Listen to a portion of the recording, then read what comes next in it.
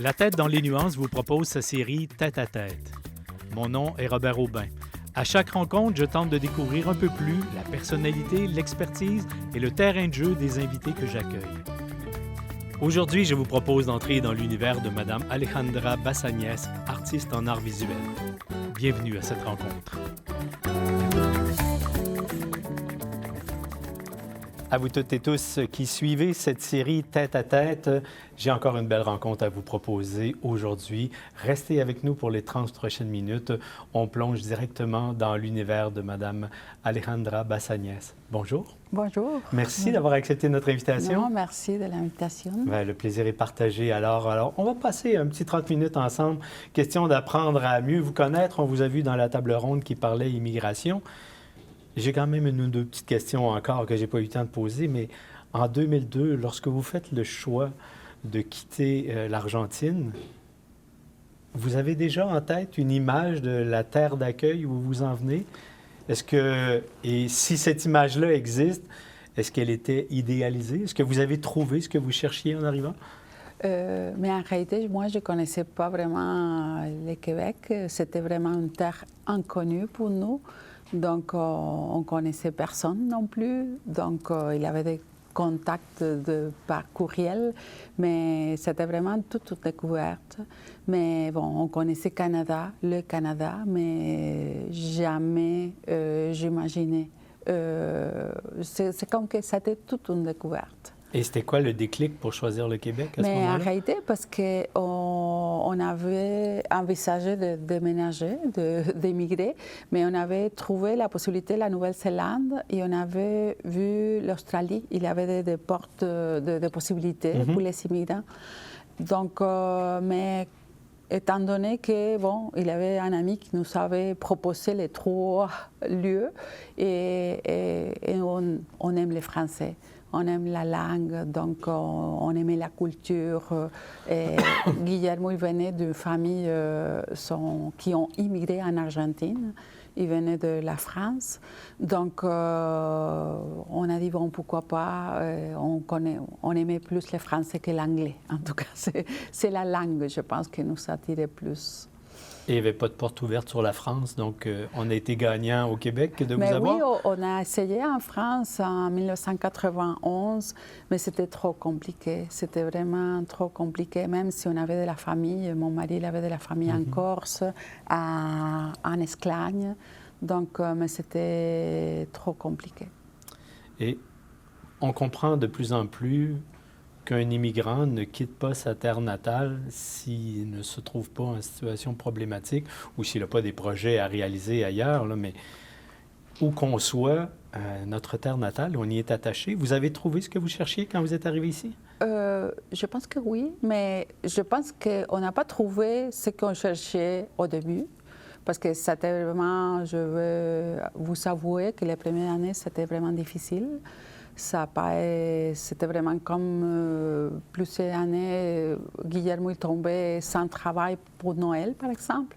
Donc, c'était vraiment comme un peu déprimant. Et avec l'hiver et tout ça, peut-être on a été un peu naïf dans le sens de que tout allait vraiment rapide et vite. Mais on a appris qu'il fallait la persévérance, c'était vraiment un point important ici au Québec. Et les choses n'arrivent pas vraiment en vitesse, pour nous en tout cas. Et donc on a dû travailler fort et on a dû persévérer en famille parce qu'il y a eu des moments difficiles. Et comment on apprend la persévérance? Ça se conjugue au quotidien, c'est jour après jour. Voilà, on a une journée de plus de fait vers notre objectif. Oui, quand on part aussi, il faut trouver qu'on a pris la bonne décision pour nos enfants et pour la famille en Argentine aussi, parce qu'en réalité, quand on a décidé de partir, ma famille disait, bon, elle est folle. Alexandra, tu ne peux pas partir avec les enfants. Donc, une terre inconnue, il y a plein de tunnels partout. Non, maman, c'est pas comme ça. Mais c'était vraiment comme il fallait prouver aussi qu'on avait pris la bonne décision. Donc, c'était vraiment un double défi. un double défi. Donc, je pourrais vous dire que ça n'a pas été vraiment facile les premières années et je n'avais pas vraiment une réponse pour tous ces questionnements et surtout pour les enfants parce que quand on pense, on décide de partir, on va choisir quelque chose pour quelqu'un d'autre, que c'est les enfants. Donc, il fallait prouver aux enfants qu'on avait bien choisi. Il y a un moment où le doute s'installe, où on retourne en arrière, on s'est peut-être trompé? Peut-être les 3 premières années, je doutais. Parce que moi, j'ai trouvé un emploi, j'étais habituée, j'avais comme 15 ans d'expérience comme professeur, j'avais comme un poste permanent. Donc, j'avais certaines commodités, on dirait, en Argentine que je n'avais pas ici. J'avais la famille, les côtés affectifs, c'était vraiment comme important pour moi. Mais au fur et à mesure, ça commençait les portes ont commencé à s'ouvrir. Bon, c'était vraiment petit à petit, mais bon, c'était vraiment beaucoup de travail, je dirais. Pour ceux qui n'auraient pas suivi la table ronde, je mentionne que vous étiez diplômé, mais vous l'êtes toujours, diplômé de San Juan en arts plastiques, que vous êtes une artiste professionnelle. On peut d'ailleurs voir une de vos expositions à la Maison de la Culture présentement jusqu'à la fin du mois de juin, je pense. Oui, le 9 juin. Courez, c'est à ne pas manquer. On aura l'occasion d'y revenir dans cette entrevue. Mais au moment où vous arrivez, vous êtes donc déjà une artiste accomplie. C'est pas nécessairement la profession, j'imagine, que l'on recherche le plus, artiste, quand on arrive dans un pays émigrant. Alors, est-ce que c'était une barrière ou au contraire, est-ce que l'art a été une manière d'intégration, une voie d'intégration, parce que peut-être plus proche de l'émotion des gens, peut-être plus facile de communiquer par l'art que par la langue?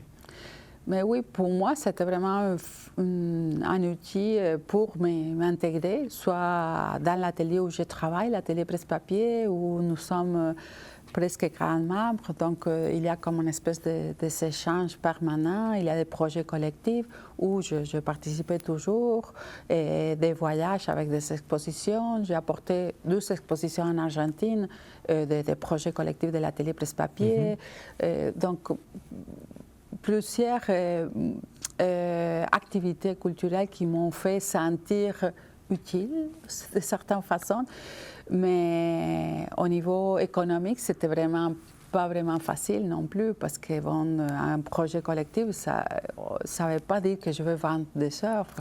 Donc toujours, c'était vraiment plutôt le projet de médiation culturelle que ça m'a fait penser que c'était vraiment les bons lieux où je me trouvais en ce moment-là. Mais c'était pas vraiment facile, on dirait. Et lorsque vous êtes rendu à ramener en Argentine des expositions qui ont été conçues au Québec, j'imagine que le titre de folle dans la famille est disparu. Oui, on peut, oui. Oui, mais toujours quand, je ne sais pas, parce que pour les Québécois, penser, je parle ce sujet-là avec mes enfants, toujours avec les amis de mes enfants, jamais personne ne va penser d'immigrer. Mais de l'Argentine, c'est vraiment quelque chose qu'on parle souvent. Même les enfants de mes amis, ils sont en train d'immigrer à cause de la situation économique. Il n'y a pas vraiment comme une façon, un schéma qu'on peut programmer la vie, notre carrière, même si on a des diplômes, un jour, il n'y a plus de travail. C'est vraiment l'instabilité, la instabilité, ça fait fuir les gens. Et donc, c'était vraiment une les causes qu'on est parti. Mais ici, au Québec, on est vraiment comme très organisé. On dirait que si on suit une ligne, on va arriver. Mais c'est pas la même chose dans tous les pays. Est-ce que je vous traduirais bien si je disais que parler d'immigration en Argentine, c'est un peu l'équivalent des étudiants qui sont en région chez nous, qui rêvent de la grande ville? Oui. Et qui se projettent dans un avenir meilleur vers la grande ville? Oui. Mais en général, les jeunes ici, je ne sais pas, je parlais avec les groupes, ils ne veulent pas immigrer. Ce n'est pas un rêve. En Argentine, les jeunes, ils veulent immigrer. Donc, c'est ça un peu la différence que je vois. Mes enfants ont une chance, ils veulent rester ici. Donc, je suis chanceuse. Bien, on va plonger, si vous voulez bien, dans votre carrière d'artiste maintenant, parce que c'est vraiment la force ou le cadeau que vous nous faites en nous ayant choisi comme terre d'adoption. Et maintenant, c'est chez vous. Vous avez un travail comme artiste. D'abord, vous avez dédié toute votre carrière aux arts visuels, alors, et particulièrement, je dirais, au statut de la femme, qui semble être toujours de près ou de loin, mais plutôt de près, votre centre d'intérêt. Est-ce que je me trompe ou... Oui, c'est mon centre d'intérêt. Oui. Et est-ce qu'on parle donc d'une artiste ou d'une œuvre féministe, carrément? Oui, tout à fait. Assumé? Assumé, totalement assumé. Et je trouve que bon, ma démarche artistique, j'ai fait une exposition à Québec. Et ça fait 3 mois et c'était sur le même sujet. Et donc, pour moi, la violence, le féminicide, c'est vraiment un sujet qui me tient à cœur. Et donc, c'est un sujet que il manque encore de travail à faire. Et moi, je viens de l'Argentine où il y a un féminicide chaque presque 28 heures. Donc, c'est vraiment comme une chose, un sujet très, très grave. Et je pense que comme société, on n'est pas vraiment encore consciente de l'ampleur. Donc, c'est un sujet qu'à travers un peu l'art visuel, j'essaie de passer les messages. Donc, voilà, c'est vraiment un sujet que je travaille depuis longtemps. C'est drôle, vous venez d'apporter la statistique comme quoi il y avait un féminicide à peu près toutes les 28 heures en Argentine. J'avais trouvé une statistique probablement un peu plus vieille qui disait à tous les 31 heures. Donc, la situation ne semble pas s'améliorer. Non. Depuis que vous êtes au Québec, ça fait déjà quand même un bail, une vingtaine d'années, tout près. Il me semble que la situation des féminicides se dégrade aussi au Québec. Au Québec, et à vitesse grand V. Est-ce que vous y voyez des similitudes entre l'Argentine et le Québec? Est-ce que vous voyez un moyen, sinon de freiner l'hécatombe, au moins de rendre ça public davantage? J'imagine que c'est là le sens de vos œuvres. Oui, mais je trouve que bon, il faut parler, il faut présenter les sujets et je pense qu'on a peur de parler sur ces sujets-là. Il y a des communautés qu'on ne parle pas. Donc, les hommes, ils ont plus de force, ils ont plus de pouvoir, mais c'est un sujet que c'est un tabou. En Argentine, on ne peut pas parler sur ce sujet-là. Dans ma famille, par exemple, c'est vraiment comme, c'est une chose que c'est mal vu, même dans ma famille. Donc, des fois, mais en changeant de société, de culture, et on voit que il faut travailler, il faut revenir, parce que je trouve que aussi, moi, comme femme, je vis ici, c'est un sujet que j'apporte aussi de l'Argentine, parce que c'est un sujet que ça m'a touchée, mais à la fois, avec les immigrants, il faut travailler aussi. Il faut travailler, il faut parler, parce que bon, on voit qu'au Québec, il y a des problématiques aussi ponctuelles. C'est pas généralisé, mais à la fois, le fait qu'il viennent les immigrants avec une culture différente, même si je viens de l'Argentine, il y a une différence. La révolution tranquille ici, c'était vraiment comme un mouvement que ça changeait des choses que, des fois, il y a des pays qui encore, ils n'arrivent pas à avoir ce type de révolution. Dans un article que j'ai lu qui parlait d'une de vos expositions, il y avait une citation de vous qui disait ceci: « Le silence des femmes, c'est plein d'histoires. » Est-ce que vos œuvres, c'est justement la façon de donner une voix sur ce silence? Oui, oui. C'est un résultat un peu abstrait, mais par exemple, moi, je travaille avec les faits à repasser, par exemple. J'ai vu ces images-là sur Internet. D'ailleurs, j'invite nos téléspectateurs à aller faire un tour. C'est fascinant. Bon, il y a des travaux du quotidien que vont les faits à repasser. Donc, c'est vraiment comme quelque chose que je fais les transferts à une façon de violence. C'est une activité quotidienne, mais que les fait les femmes en général. Mais à la fois, je les transforme comme une façon comment dire, soumission des tâches du quotidien. Que des fois, les gens, les femmes, ils vont les voir comme quelque chose de logique, comme que, oh, OK, je suis la femme, il faut que je fasse les ménages à la maison. C'est la tradition. Mais c'est vraiment comme, par exemple, ma mère, quand il venait ici, voyait mon mari en train de faire ranger la cuisine. Il disait, ah non, non, c'est pas possible, Alexandra. Et je dis, non, il ne va pas perdre ses mains. Mais c'est vraiment des choses qui, dans la tête d'une madame de 80 ans, il faut changer. C'est ça que je parlais tantôt, c'est vraiment un temps d'évolution. Et des fois, les femmes, ils ne le voient pas. Des fois, les femmes, ils sont plus machistes que les hommes. Mm-hmm. Donc, Dans vos œuvres, vous parlez également fréquemment de réconciliation. Il y avait toutes sortes d'expressions, de paradoxes que j'ai lus à votre vous, dire il faut tenter la réconciliation entre l'erreur et le pardon, la tristesse et la joie, la furie et la paix, le départ et le retour possible. Il y en avait toute une série. Ça, c'est vraiment un élément moteur créatif que oui, vous avez intégré? Oui. En réalité, c'était vraiment comme trouver un point positif dans tous ces sortes de choses négatives. On dirait que j'essayais de trouver une fenêtre, une lumière. Mm-hmm. Parce que je trouve qu'à partir du dialogue, de comprendre à l'autre, d'avoir l'empathie, on peut trouver une réconciliation. Mais je pense que le dialogue, c'est vraiment la façon de pouvoir organiser ou régler en quelque sorte un problème qui existe encore.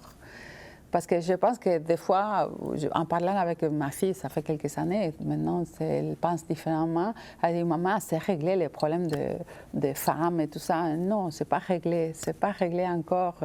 Il y a des féminicides qu'on voit dans la télévision, dans les nouvelles, et il y en a encore. Il faut bien voir les reculs qu'on observe au sud du pays, d'ailleurs, auquel on n'est pas totalement, je dirais, je cherche le mot, mais on n'est pas condamné à ce que ça nous arrive, mais on n'est pas non plus à l'abri de tout ça.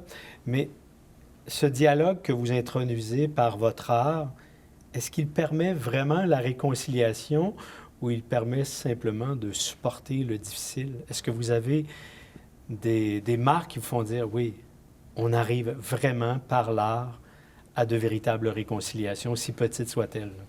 Moi, je pense que oui. Sinon, bon, moi, il faut être optimiste. Je ne pense pas que la réconciliation totale, ça va venir ou ça prendra plusieurs générations. Mm-hmm. Mais à la fois travailler, dialoguer, travailler avec les jeunes surtout. Mais je pense que peut-être la jeunesse peut nous réconcilier. Peut-être qu'ils sont plus ouverts, ils sont plus sains. J'ai l'espoir. Et peut-être l'effet de l'immigration, de voir autrement, d'autre façon la vie, ça peut être positif. Ouais. J'imagine que le dialogue intergénérationnel est encore la solution gagnante, ne serait-ce que parce que souvent on a l'impression que des combats ont été gagnés, alors que beaucoup reste à faire encore. En 2019, vous avez reçu le prix Charles Biddle, qui est remis par le ministère de l'Immigration et de la Francophonie et de l'Intégration et par l'organisme Culture pour tous. Dans une entrevue qui a été faite avec vous autour de la remise de ce prix-là, je vous ai entendu dire, et je vous cite, « Je suis très sévère envers moi. Je pense toujours que je ne mérite rien et je pense toujours que je dois travailler plus fort. » Fin de la citation.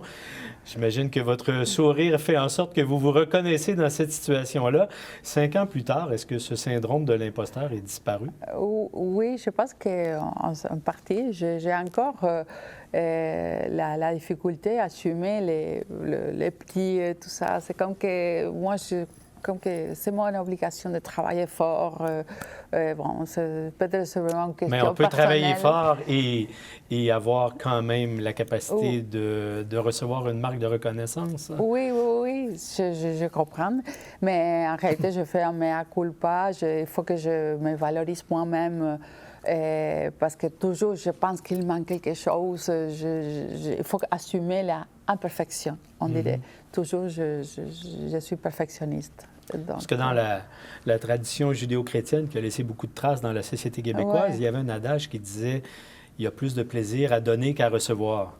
Mais s'il n'y a personne pour recevoir, il n'y a plus de plaisir à donner non plus. Alors, oui, c'est ça. Alors, je suis content de voir que vous avez progressé de ce côté-là. En 2024, vous avez également reçu le prix Télé-Québec pour votre exposition « Ces femmes qu'on tue ». Déjà, c'est un titre assez percutant, pour le moins qu'on puisse dire. Pourquoi ce titre? Mais en réalité, on revient avec la même... On était toujours en lien avec les féminicides. Oui. C'est très direct, il n'y a pas d'abstraction. Oui, c'est très direct. C'était vraiment un sujet que, bon, les faits à repasser, ça faisait allusion à l'organe féminin. Et donc, je fais l'abstraction de cet objet-là et ça devient l'organe féminin. Et comment l'organe féminin, il est vraiment... il reçoit des blessures, il est... constamment violée et on les voit avec les guerres et tout ça. La femme, toujours, elle est la première qui va payer les prix de la violence. Et donc, ce prix-là, cette œuvre-là, c'est vraiment fort. Et je trouve que, bon, c'est vraiment comme peut-être une œuvre que je suis vraiment fière d'elle. Oui, fière dans le sens que je peux, avec l'abstraction, faire la différence et, en certaine façon, passer les messages. Et à l'évidence, si vous recevez ce prix, c'est que non seulement votre talent a été reconnu, mais que le message a été entendu.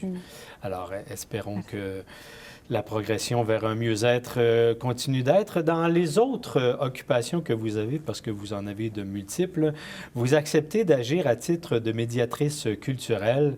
Un mot qui est encore pour plusieurs un peu difficile à définir. Qu'est-ce que la médiation culturelle?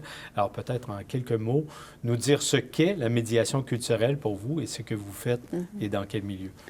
Bon, la médiation culturelle, c'est à partir des échanges et des ateliers d'artistes. Moi, j'ai fait une proposition, par exemple. J'ai fait une proposition d'une œuvre, création en groupe collectif, et on crée selon un sujet, divers sujets. Et donc, un sujet, par exemple, c'était vraiment comment dire, travailler avec des objets anciens. Et donc, c'est comme faire comme une recherche historique de Québec, des objets que des fois on les jette, on les trouve dans les ventes de garage. Donc, et travailler avec les enfants immigrants et une résidence de personnes âgées. Donc, on a fait comme un jumelage de personnes âgées avec un enfant immigrant et des fois, la personne, l'adulte, il va expliquer ça servait à quoi cet objet-là qu'on ne les trouve plus. Donc, il y avait comme des échanges, des dialogues vraiment riches en histoire et en découverte. L'enfant, il était vraiment ouvert à toutes les histoires d'un grand-père, on dirait, entre guillemets. Mais donc, la médiation culturelle, c'est faire en sorte que les générations, par exemple, dans ces cas-là, ils se mêlent, ils se mixent. Et donner l'opportunité de se rencontrer et de faire une offre tout ensemble. Donc, la médiation culturelle, ce n'est pas une simple rencontre entre artistes, mais un véritable dialogue entre artistes et la communauté dans laquelle on évolue. En effet, en effet. Et dans cette communauté-là, on y revient, il y a aussi de nouveaux arrivants constamment, pour qui l'art peut être une condition d'intégration à cette nouvelle société à laquelle ils appartiennent? Totalement d'accord. Et c'est vraiment comme créer des liens. Et par exemple, les adultes aussi, c'était vraiment comme isolés. Donc, ça venait à donner comme une espèce d'échange avec des enfants que des fois, ils sont très, très seuls, les personnes âgées. Donc, ils créaient, à partir de l'art, des actions pour développer et pour la créativité des enfants et les dialogues entre eux. Et l'échange artistique a Les forcément échanges, oui. une dimension émotive que n'ont pas toutes les technicalités qu'il faut bien résoudre quand on s'intègre à un nouveau milieu. Est-ce que c'est là une première façon d'avoir un contact émotif avec notre société d'accueil? Oui, pour certains participants, c'était vraiment la première fois. Et des fois, il y avait certains dialogues, c'était tellement charmant. Par exemple, il y avait des enfants qui posaient la question, est-ce que vous voulez devenir mon grand-parent, mon grand-père? Donc, c'était vraiment comme des liens affectifs qui se créaient entre eux. Et en plus, avec la création des œuvres, il y avait des personnes qui ne voulaient pas vraiment, qui ne savaient pas ou qui voulaient, qui ont peur, qui ont eu peur de dessiner, de faire la peinture. Mais tout à coup, ça commence avec un jeu, avec des dialogues, on s'amuse et on crée une œuvre. On en parlait tantôt, vous exposez présentement à la Maison de la Culture à Trois-Rivières. J'imagine qu'une exposition, c'est un peu comme un film, c'est-à-dire qu'au moment où ça arrive, le passage est terminé et on laisse aller l'œuvre au bon soin du public pour qu'il ressente ce qu'on a voulu passer comme message en espérant que ça y fait. Mais on est déjà, comme artiste, sur autre chose, j'imagine. Il y a un projet sur lequel vous travaillez présentement qu'on verra poindre dans les mois ou les années qui viennent? Oui, je suis en train de... un 1%, un projet d'intégration de l'art à l'architecture. Oui.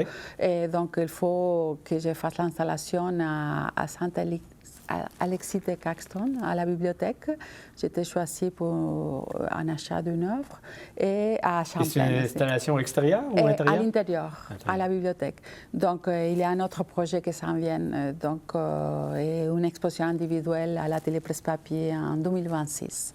Donc, oui, c'est ça, on n'arrête pas, c'est toujours des expositions, des projets.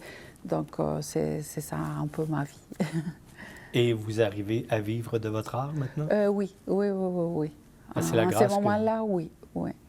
Je dirais c'est la grâce qu'on souhaite à plusieurs artistes. Ouais. Content que vous y soyez arrivés. Content de vous avoir reçu aujourd'hui. C'est un échange vraiment intéressant.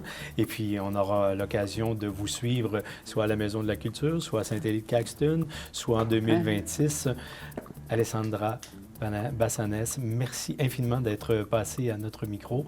Et puis, j'invite tout le monde à suivre votre carrière. Merci beaucoup. Merci beaucoup. Merci pour l'invitation.